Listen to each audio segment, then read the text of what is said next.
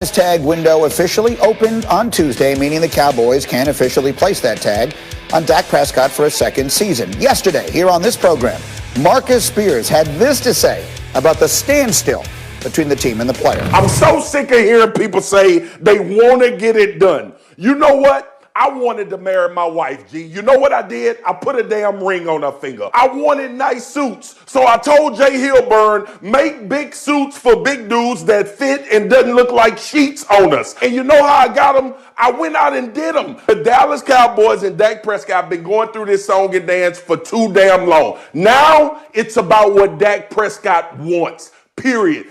So that was great fun, as only Marcus can possibly be.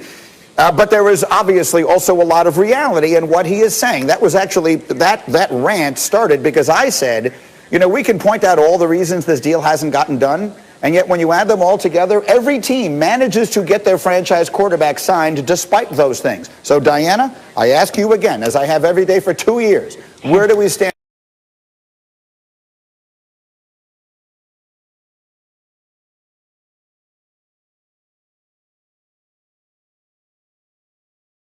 right now between Dak and the Cowboys? Well, first of all, Dak may not be getting the ring from the Dallas Cowboys, but I've learned from my own experience, even if you don't get the ring from the one you want, there are plenty of fish in the sea if you are valuable. And I look at it like this for Dak Prescott. Contract situation in terms of the years, right? Dak wanted 4 years. The Dallas Cowboys wanted 5. Dak, of course, wanted to get back out there to make more money and hit the open market after those 4 years. But now here we stand. We're waiting to see if they're going to be able to strike a deal on a long-term deal. If they can't, the tag is obviously always an option, but they have until March 9th. Okay, so I will say it because everyone is thinking it. Tony Romo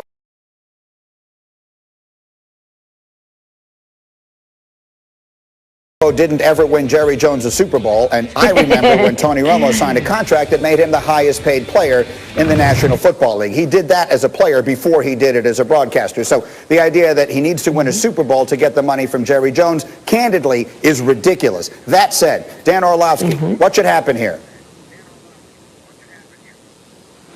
Don't pay good players great player money. Do not pay good players great player money. Dak Prescott is a good player. If the Cowboys pay him $40 million a year, it would be a grave mistake. They need to look at a situation like the Rams or like the Philadelphia Eagles and go, uh-oh, can we learn from maybe paying a guy too much money, so to speak? And how can they not become those two teams in 2 years from now? Now, I actually texted a couple of people that I work with at ESPN this a couple days ago. I said, if the Cowboys pay Dak $40 million, that's a huge mistake. One of those people responded back with, they're nothing without Dak Prescott. And I said, okay, let's go back to last year, 2020. And the first 5 games of the season, Dak Prescott started. In those first halves, when they started off terribly, he threw for 4 touchdowns and had 4 turnovers. Just okay, right?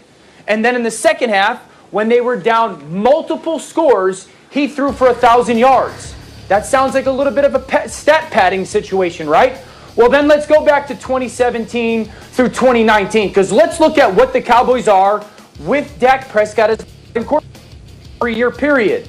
That 3-year period, they're 29-25 as a football team. No, quarterback wins aren't everything, but that's just good, right? That's just okay. That 3-year stretch, they averaged 23 points per game, about average in the NFL.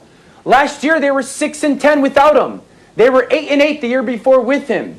Dak Prescott deserves good player money. But the Cowboys, I actually think, have been smart about this. They've managed this where they have wiggle room. They don't have the end result, but they have wiggle room and they have options. Do not pay good players great player money. I hear you. You've said that before on the show, and it's an unpopular opinion on this show, but I respect you sticking to it. But let me just ask you this, because they've now boxed themselves into a place where he's going to get paid great player money by somebody, regardless of what happens. So are you suggesting, Dan, they should just let him walk for nothing next year, or are you saying they should trade him now, because those feel like the two options if they're not going to be the ones to give him the $40 million? I think they set a price that they're willing to pay Dak Prescott. And they say, this is what we value you as. This is what we think of you as. And that's the goal we want. We want to sign you to that deal. And if Dak is adamant and his reps are adamant that they want to reset the market or whatever, or go $40 million, then the Cowboys, yes, should not do that.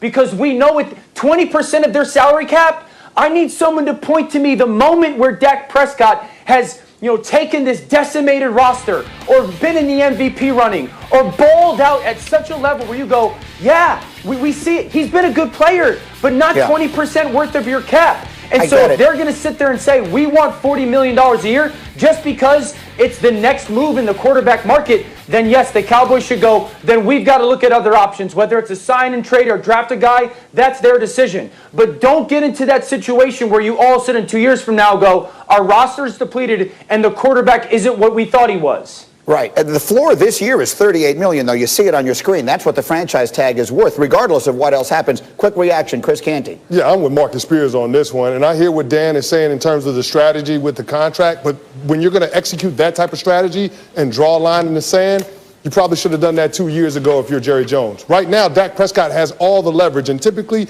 in negotiations, the person that's willing to walk away is always going to win. And Dak Prescott has already shown us that he's more than comfortable playing on an expiring contract. This will be the third year in a row he does that. And so when we start looking at this situation, I think Jerry Jones has to come to the realization that Dak Prescott is willing to go on the free agent marketplace. Are the Cowboys willing to go through a full rebuild without a franchise quarterback? That's the question you got to ask. And by the way, while Dan was talking, that sound you heard was Dominique Foxworth's head explode. That's what that was. Much more football as we continue. Yeah, but Dominique and Marcus need to understand I've been right about this one, Greeny, for the last year and a half. Dom and Marcus I love need to the debating understand. between these I've two. been right about I got to get to the next order of business. Stand by. I'm coming back to you, I promise. But we got a huge game tonight. 7 Eastern on ESPN. It's number 9 Iowa. It's number 3 Michigan. Iowa's got the big fellow, Luke Garza. He's sensational, 24.7 points a game. He and the Hawkeyes, though, have their hands full. Michigan, 11-1 in the Big Ten this year, and Juwan Howard has done a sensational job in his second season. Michigan seeking its first regular season title since 2014. And here is the man in the middle of it all. Jay Billis is with us here on Get Up. Thank you, Jay. And look, I watched this Michigan-Ohio State game on Sunday. To me, it was as good a game as I've seen all year long. For the folks who haven't seen them, what makes Juwan Howard's Michigan team so good? Greeny, I think Michigan is every bit as good as Gonzaga and Baylor. We've separated those two from the field, but Michigan should be on that side of the line. The Wolverines are that good. They have size, they have length and athleticism on the wings, and they are unbelievably stable at the point guard position, which was the biggest question mark coming in. Michigan, DeFranz Wagner do. And my answer was everything. He does everything. Great defender, excellent on offense. He cuts. Isaiah Livers is an NBA player. Hunter Dickinson's their leading scorer, leading rebounder, leading percentage shooter. And Mike Smith transferred in from Columbia. He's their point guard, leads the Big Ten in assists. And he's an outstanding player. He started off 1 for 9 from 3. Since then, he's shooting 57% from behind the arc.